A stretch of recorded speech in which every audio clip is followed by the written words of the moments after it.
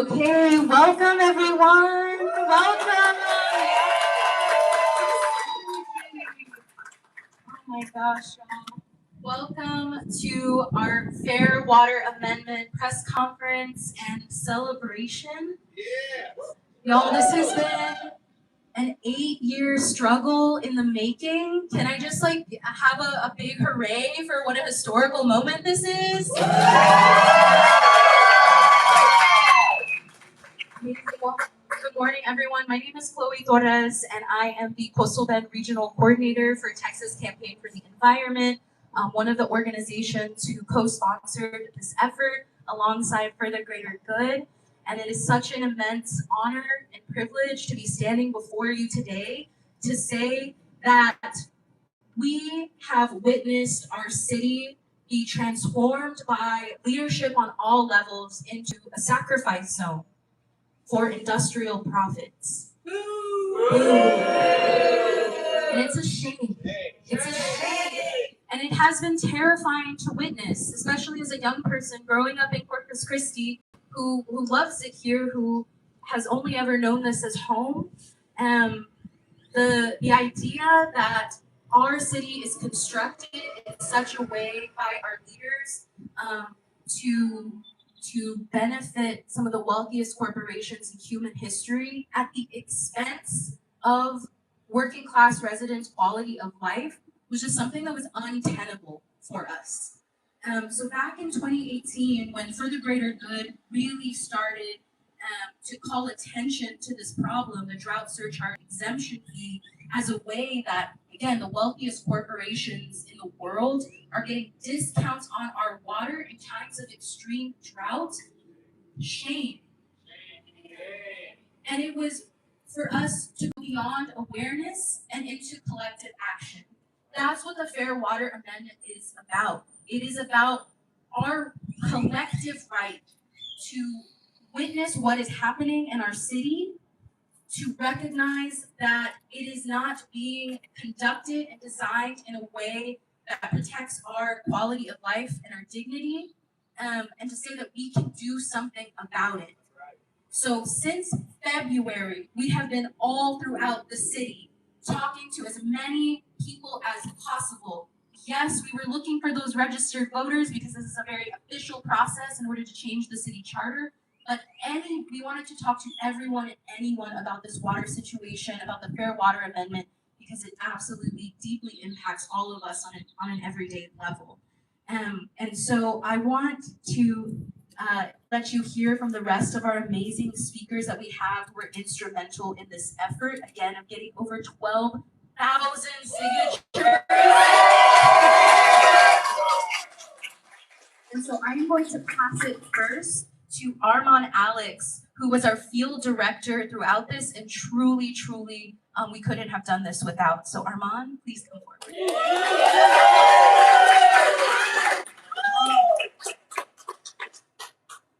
Good afternoon, folks. My name is Armand Alex, and I have served as the director for the Fair Water Amendment campaign. Today, we are turning in more than 12,000 signatures collected from residents across Corpus Christi. That number represents something far greater than signatures on paper. It represents countless conversations with neighbors, conversations at grocery stores, community events, front porches, churches, parks, and workplaces galore. It represents thousands of people who took the time to participate in shaping what they saw the future of the city of Corpus Christi look like. As Chloe mentioned, in 2018, the City Council created an exemption program that allowed, that's right, we did it! That allowed some of the largest industrial water users to avoid drought surcharges and conservation requirements that residents, schools, hospitals, and small businesses were all expected to follow. The result was a system where during drought conditions, ordinary residents like you and I were asked to conserve, to change our habits, and potentially face additional burdening costs. While some of the largest water users in our community were given the opportunity to operate under a different set of rules. And for many residents, that raised a basic set of questions, basic questions of fairness. Should families, teachers, nurses, and small business owners be expected to shoulder responsibilities that some of the largest industrial water users can avoid? That question is what brought thousands of people into this campaign. And for years, many people have felt that wasn't fair. Today, the people of Corpus Christi have responded, and that is the Fair Water Amendment. What makes this effort remarkable is not just the number of signatures collected, it is who collected them. These are regular people, residents, volunteers, students, retirees, community organizers, paid canvassers who have spent countless hours in the South Texas heat talking with their neighbors about why this issue matters, and they would have even done it even if they weren't getting paid, because this is what impacts our everyday lives. And they delivered. By surpassing the number of signatures required, residents have sent a clear message that they want a voice in this conversation. But the reality is that this is not the end. Today is not about just declaring victory. Today is about protecting this democratic process and honoring the thousands of residents who have participated in it. The next chapter belongs to the voters of Corpus Christi. No matter where someone stands on the Fair Water Amendment itself, we believe the community deserves the opportunity to weigh in and make the decision at the ballot box. Most of my role happened behind the scenes, coordinating shifts, reviewing petitions, troubleshooting many problems, tracking progress, supporting the people who are out in the community every day. The truth is that this accomplishment belongs to the canvassers, to the volunteers who made it possible. They are the ones that knocked the doors. They are the ones who are setting up that grocery store. They are the ones who attended countless events, who answered many difficult conversations about the city that we live in. It is because of them. They endured the heat, the rain, the long days, and the occasional rejection from time to time. And they came back the next day to do it all over again. Their dedication is the reason that we are standing here today. So thank you so much. I'm incredibly proud of them. We're all incredibly proud of them.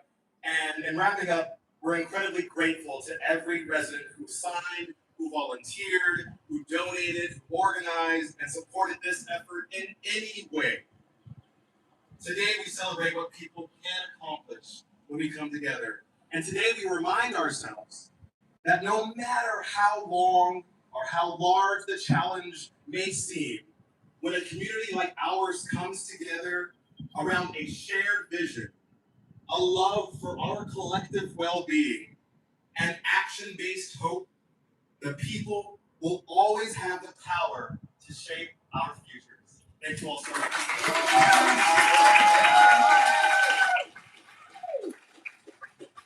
Tears in my eyes. Won't be the first time or last time. Also, so as Armand said, this effort wouldn't have been possible without our many, many canvassers, our circulators. And so I want you to hear from them what their experience was like. So first up, I'm going to bring up my dear friend and comrade, Aline Trejo Chavez.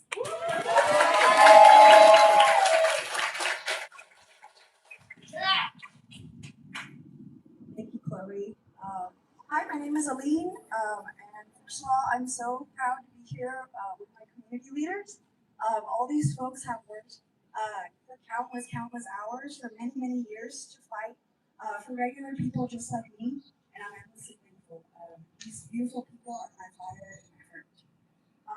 But as a circulator for the Fair Water Amendment, I had the joy to talk to hundreds of people all around Corpus Christi, and to my relief, I observed that the residents were already well informed about the crisis with our water, and they rarely hesitated to sign. This gave me so much hope that going forward, our movement is going to grow even stronger, and we're going to be able to accomplish even more. But the hard truth of it is that we have to accomplish more. We need updated infrastructure. We need clean jobs. We need clean air. We need clean water. And in order to accomplish these things, residents need to stand together, because together is the only way that we can build a city that favors people over polluters. Fair Water Amendment is only one fight, many to come. And this is because water guzzling industries are here because they benefit from our blended rate system and because of the tax abatements that are subsidized by working class people of Corpus Christi. We have a tremendous power as organized people to implement pressure on the city council to demand that the industry pays their fair share, not just for the water, but for everything else. Right.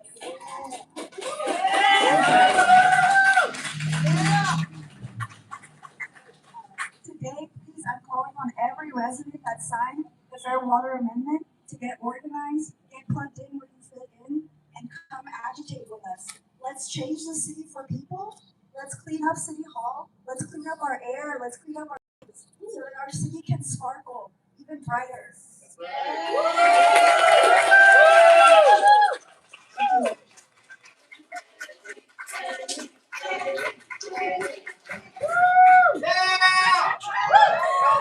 Awesome. I'm gonna bring up another one of our circulator superstars, Alejandro Benavides.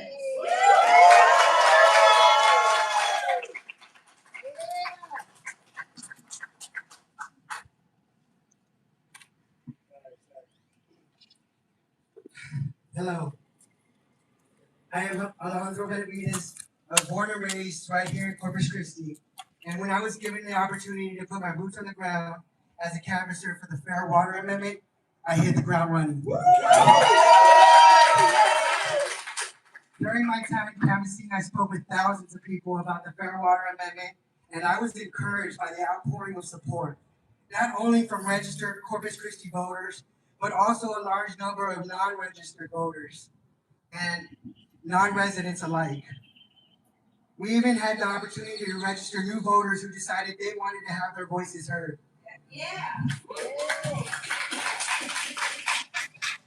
The daunting task of ensuring quality control over every single signature before furthering it down the process was led by Eli McKay and Christina McKay. And I would like to thank them for their hard work and stellar performance. Being one of the first canvassers, I had the opportunity to help assist in the orientation of many of the canvassing team. And I love seeing their passion to learn and apply and change the world with their efforts. A huge percentage of support came from our youth and young adults. That demographic has always been frustrated with the status quo. So this new generation of youth is getting involved and taking action. And that gives me hope for the future. And as always, the women showed up for this movement of our resource democracy. They stood out, they stood up, and even when challenged with grumpy men teasing their efforts and showing them disrespect, they persevered in the way Dr. Isabel Araiza and Councilwoman Sylvia Campos has taught them.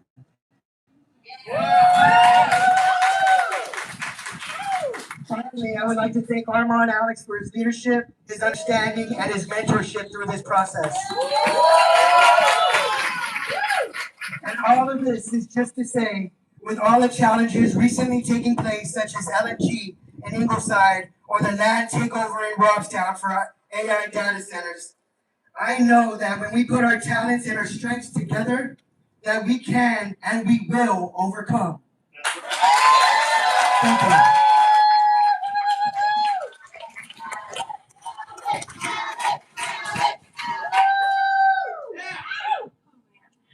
Well, Alex put it way better than I ever could. The next speaker that I'm bringing up is the mother of so much of our fight. The person, really one of the main people who started this struggle, Isabella Reza.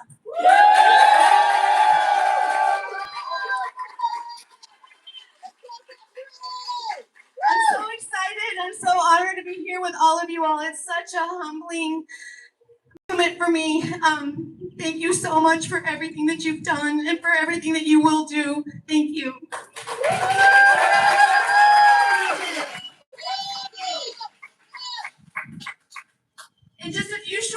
we collected over 12,700 signatures from Corpus Christi registered voters to turn in today. And I want to start by thanking everyone who helped make this possible. It was truly a community effort. We had over 90 people gathering signatures. I know. I want to give a special shout out to Steve Garza, Holly Davis, and Alex Benavides for being our top signature gatherers. I also want to thank all the people that invited us to their groups, to their organizations, to their businesses, to their street fronts to circulate our petitions. Their support was greatly appreciated. And finally, I want to thank Armand Alex, Beatriz Alvarado, Megan Alvarado, Eli, and Christina McKay for their efforts. There was so much invisible labor that had to happen day in and day out for us to achieve and to surpass our goals.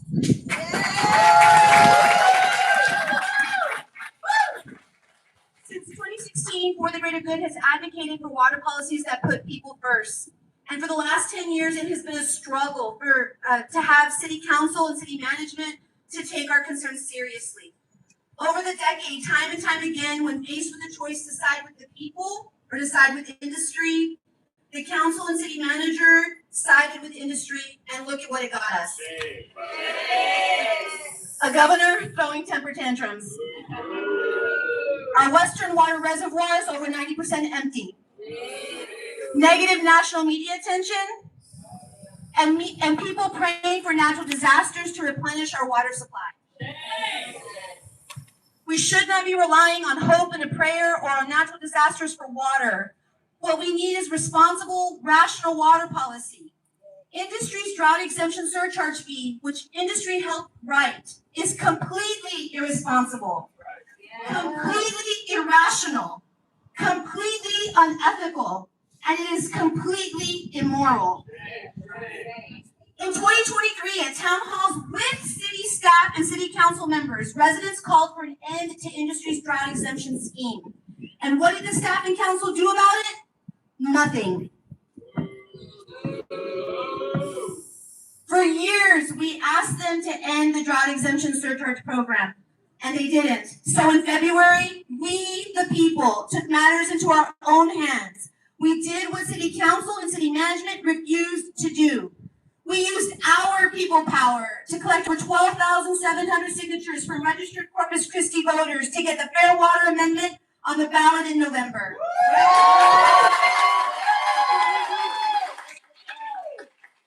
Now it's your turn to decide.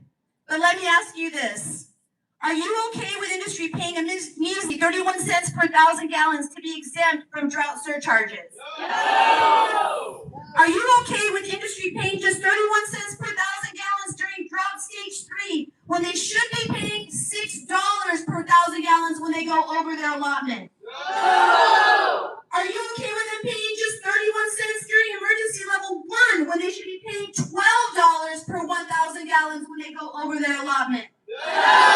Of course not! With the Fair Water Amendment on the November ballot, we can put an end to this madness. You, the residents of Corpus Christi, get to decide, and the choice is clear. Do we continue industry's drought exemption madness that has exacerbated our water crisis, or do we end industry's drought handout?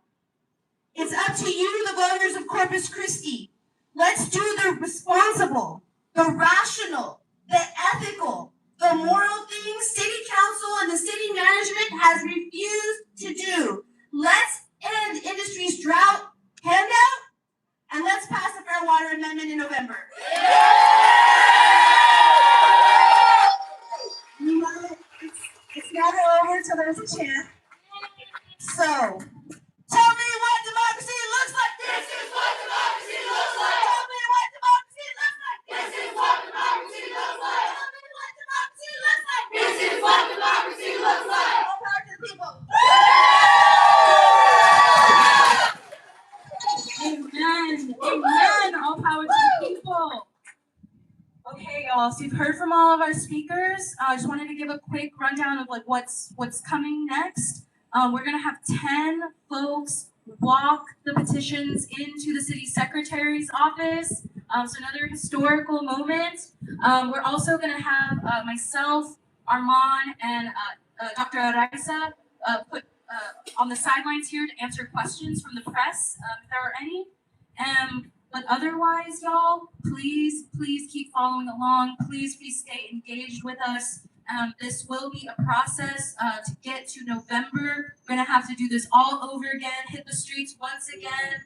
But whose streets? Our streets! Our streets, that's right. So I love you all so much from the bottom of my heart. Thank you. Can never say it enough. And I believe that we will win.